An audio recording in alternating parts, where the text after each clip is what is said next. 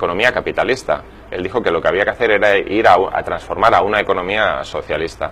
Aquí en Venezuela los medios de producción siguen estando en manos privadas, la mayoría de los grandes bancos también, y las normas que rigen el funcionamiento de la economía son en su gran medida capitalistas, ¿no? Y eso ha provocado, por ejemplo, si se disminuye el precio del petróleo, el gobierno no tiene la misma cantidad de reservas en dólares para comprar comida e insumos básicos de medicamentos, alimentación y demás.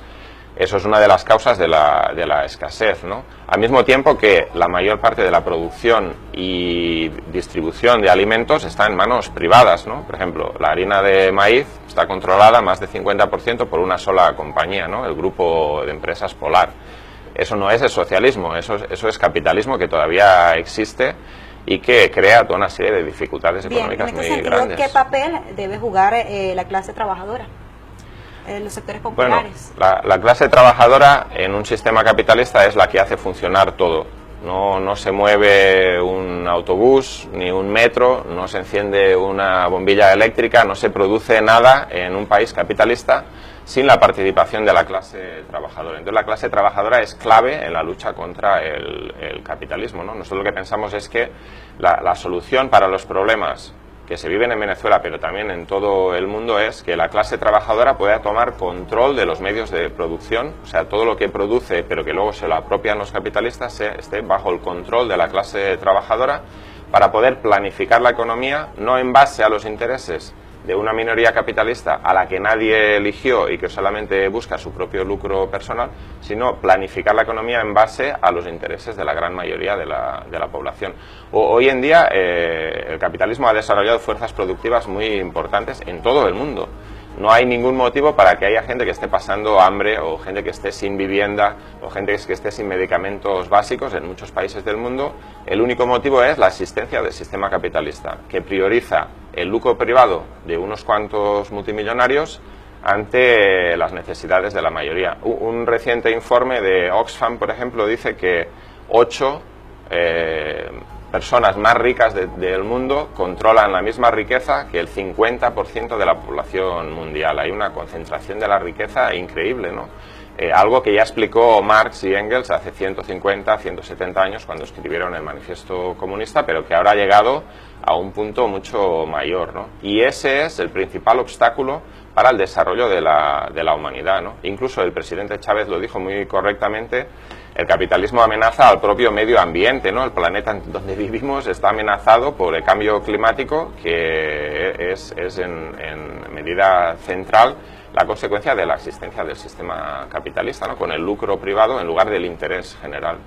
Particularmente hablando de Venezuela, ¿es posible transformar el sistema capitalista con un país polarizado? El país está polarizado, pero no de ahora. El país está polarizado desde hace mucho tiempo, ¿no? Y la polarización existía incluso antes de que llegara la revolución bolivariana, antes de la elección de Chávez en el año 98, el país también estaba polarizado. Es decir, una minoría de la población posee la riqueza, la gran mayoría no tenía nada. Lo que hizo la revolución bolivariana es que la mayoría de la población, la clase trabajadora, el pueblo, los campesinos, salieran a la palestra, tuvieran una voz y pudieran exigir lo que realmente les correspondía, ¿no? Ahora bien, tenemos que admitir que la revolución bolivariana no tiene ahora el mismo nivel de apoyo que tenía, pongamos, 4 o 5 años atrás. Y el motivo, en mi opinión, el motivo fundamental de esto es la crisis económica. La crisis económica que no la ha creado el gobierno bolivariano, que tiene que ver con la caída, principalmente de la caída de los precios del petróleo. Y ese es el motivo, por ejemplo, que se perdieron las elecciones de la Asamblea Nacional de 2005, que ganó la oposición, ¿no? La única forma de revertir eso es en mi opinión, es aplicar una política que vaya en beneficio de la mayoría de la población. Pero ya no se puede hacer una política, digamos, de medias tintas, ¿no? De tener un sistema que habla de socialismo, pero la economía sigue siendo capitalista. Uno no puede planificar o regular lo que no controla. Para mí la solución es que hay que ir hacia el socialismo. Sin embargo, la oposición ha responsabilizado en varias oportunidades ese sistema socialista, sí, acá en nuestro país. Ajá. Y es por eso que la crisis es tan evidente en estos últimos años. Sí, ellos dicen que la culpa es del socialismo, pero yo lo que pregunto es ¿qué es socialismo? O sea, aquí ha habido un gobierno que ha tratado de aplicar políticas sociales, de utilizar el ingreso petrolero para mejorar la alimentación, para mejorar la vivienda, para mejorar la salud y el acceso a la educación, y se han conseguido cosas que son increíbles, ¿no? Yo, por ejemplo, vengo de Inglaterra. En Inglaterra no solamente no existe la educación gratuita, uno para ir a la universidad tiene que pagar una matrícula universitaria que son de 9.000 libras cada año, que vienen siendo como 15.000 dólares. Los hijos de la clase trabajadora no pueden acceder a la educación superior. Hay una crisis ahora, por ejemplo, de la sanidad británica. La gente se muere en los hospitales porque no hay suficientes médicos en los servicios de emergencias, ¿no? Están privatizando la sanidad, están privatizando la educación. La revolución bolivariana durante muchos años fue un contraste grande en relación a esa situación. Pero no había socialismo, ¿no? Había un gobierno que aplicaba unas políticas sociales, había un pueblo que se estaba organizando en consejos comunales, en sindicatos y demás, pero la economía seguía siendo una economía capitalista, en la que unos cuantos grupos monopólicos nacionales e internacionales controlan grandes partes de la economía nacional, ¿no? Por ejemplo, el sector automotriz, el sector de distribución y producción y procesamiento de alimentos. Casi todo lo que nosotros vemos en Venezuela lo produce el sector privado. Entonces, la culpa no es del socialismo, en mi opinión la culpa es de que no ha habido socialismo. Si vamos a ver cuál es la solución a los problemas a los que nos enfrentamos, es justamente que los recursos de la sociedad se gestionen de forma democrática, y no se pueden gestionar de forma democrática mientras que son la propiedad de un pequeño grupo de empresarios nacionales e internacionales que controlan esos medios de producción. En ese sentido nos llegan los mensajes de 0414-9375-22. Si Empresas Polar tiene el 50% de la producción de harina, la expropiación de empresas y ninguna de esas marcas se ve en los anaqueles, solo se ve Polar. Al regreso me responde esta inquietud de nuestros televidentes que nos ven a esta hora. Vamos a poner una breve pausa comercial y ya regresamos con más su espacio matutino para el encuentro informativo Veracidad. Quédense con nosotros.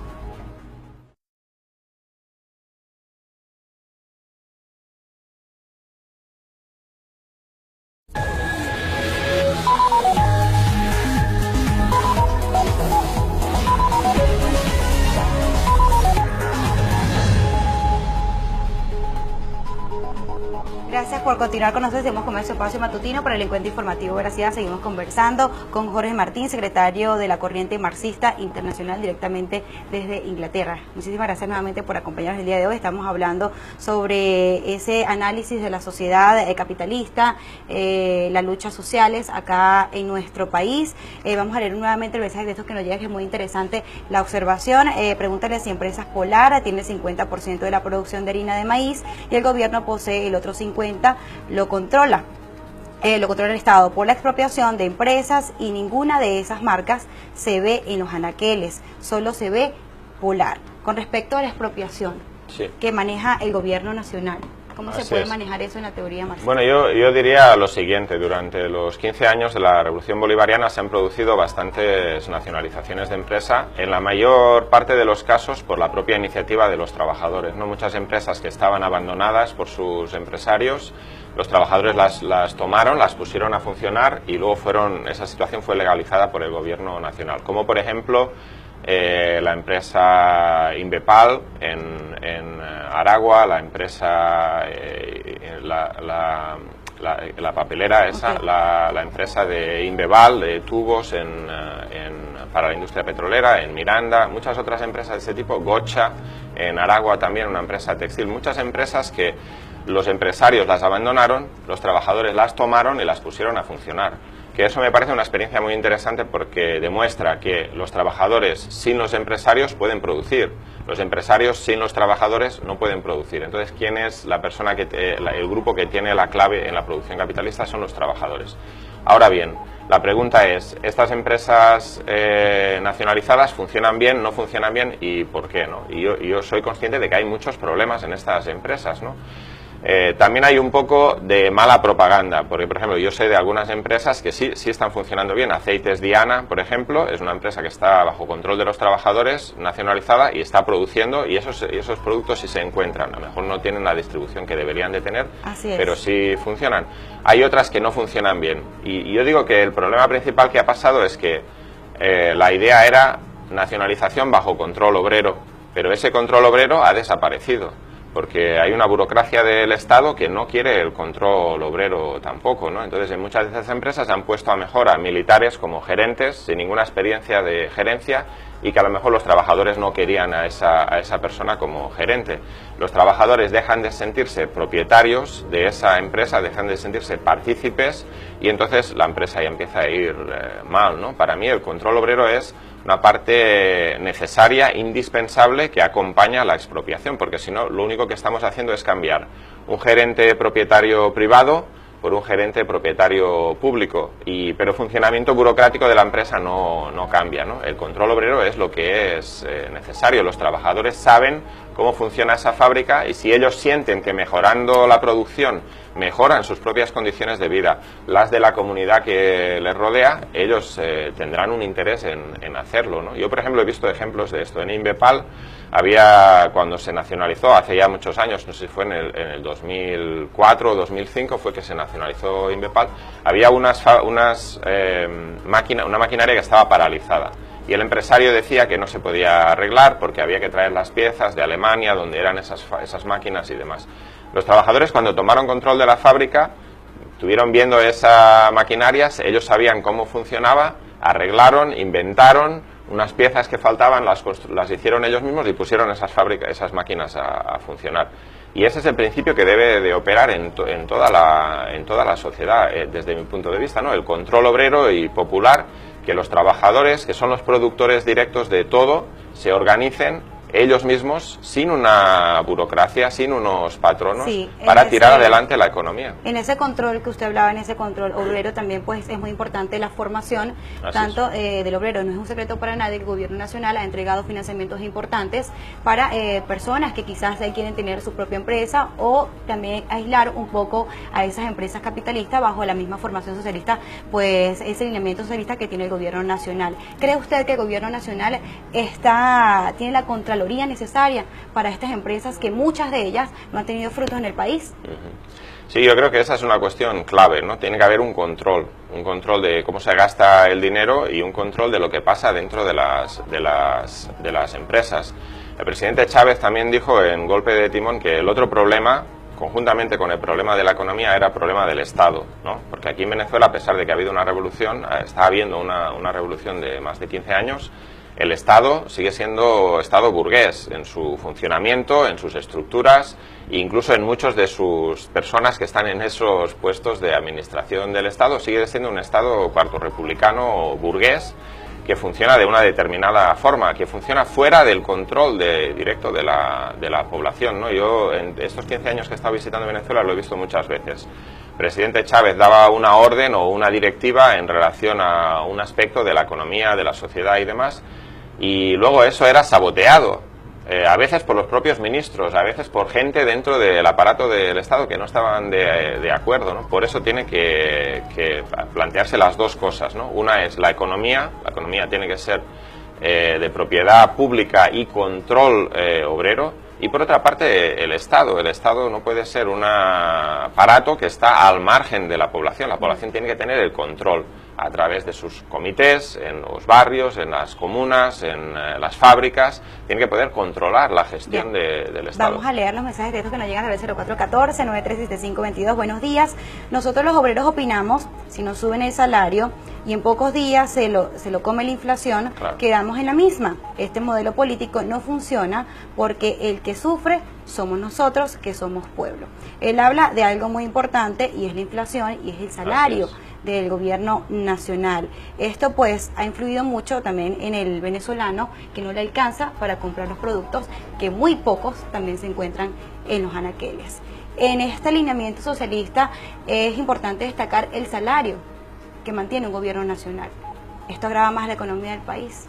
Así es. El gobierno ha tratado de ir aumentando el salario, que en los 2 últimos años ha aumentado muchísimo, para poder paliar la inflación. Pero el problema, como decía el oyente, es que en la medida que aumenta el salario, aumenta la inflación más rápidamente, de tal forma que al final el salario siempre se queda por atrás.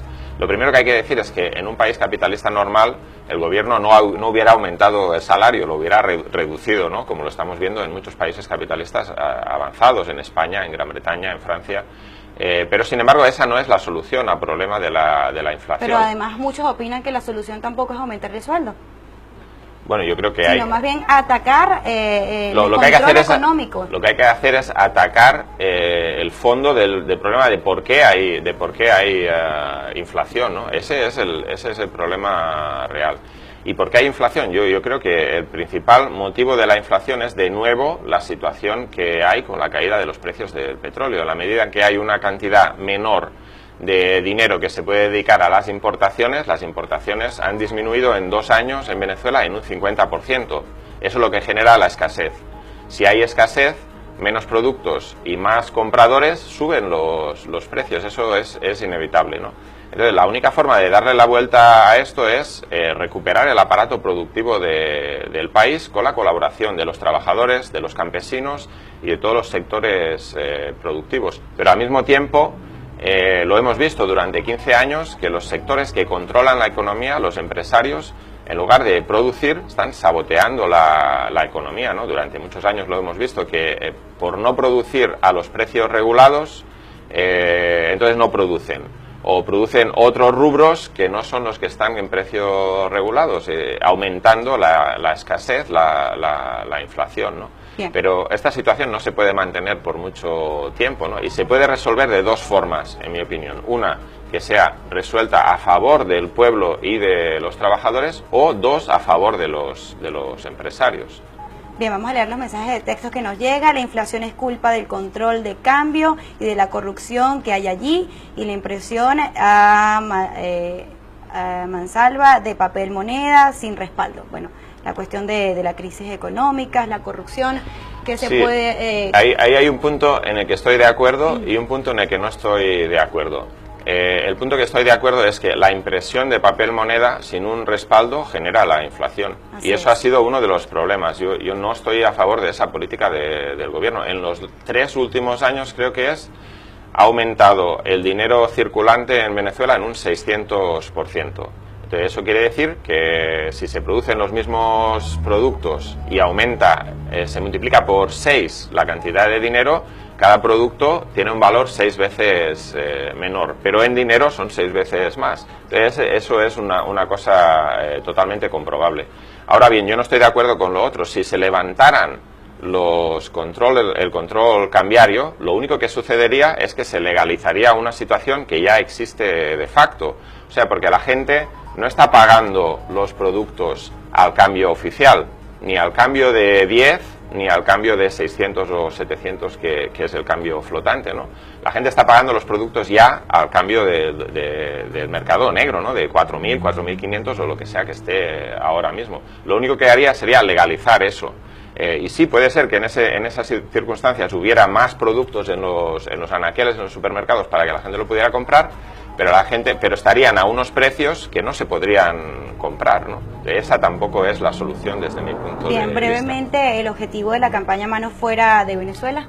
Nosotros formamos la campaña hace 15 años, en el año 2002, justo después del golpe de Estado de abril, con 2 objetivos principales. Uno, el de organizar la solidaridad con la revolución bolivariana y en contra de la intervención extranjera en Venezuela, ¿no? De la interferencia extranjera de todo tipo de países, Estados Unidos, la Unión Europea, el Gobierno de Madrid, la OEA, que intervienen de forma injerencista en los asuntos internos de Venezuela, que tienen que resolver los ciudadanos de Venezuela con plena soberanía. Y el segundo era también romper con lo que nosotros pensamos que ha sido un bloqueo informativo y mediático constante de lo que realmente está pasando en Venezuela.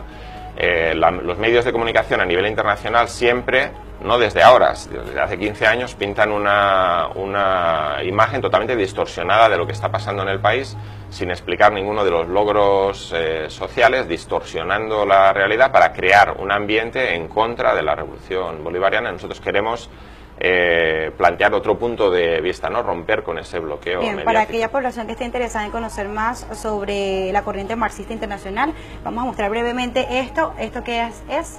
Sobre este es nuestro... la revista América Socialista. Okay. La revista América Socialista se produce 2 veces al año, es para todos los países de habla hispana y es la revista política de la corriente marxista internacional. Y la revista Lucha de Clases es la revista de la corriente marxista aquí en Venezuela. Nosotros en cada país donde existe la corriente marxista internacional publicamos periódicos de este tipo. Lucha de Clases, en otros países tiene otro nombre, con la idea de que los trabajadores y los marxistas tenemos que tener nuestra propia prensa para explicar nuestro punto de vista, pero también para reflejar las luchas de los trabajadores y del pueblo que no necesariamente salen en los medios, grandes medios comerciales, ¿no? Bien, muchísimas gracias por acompañarnos el día de hoy, lamentablemente. Muchas gracias por la invitación. Es muy corto, bienvenido siempre acá en el municipio de Alberto Adriani. Un placer. Que sea siempre oportuna su visita. Bien, Jorge Martín, secretario de la Corriente Marxista Internacional, directamente de Inglaterra. Muchísimas gracias como siempre por acompañarnos. Gracias por la sintonía. Que tengan un excelente día. Se les quiere.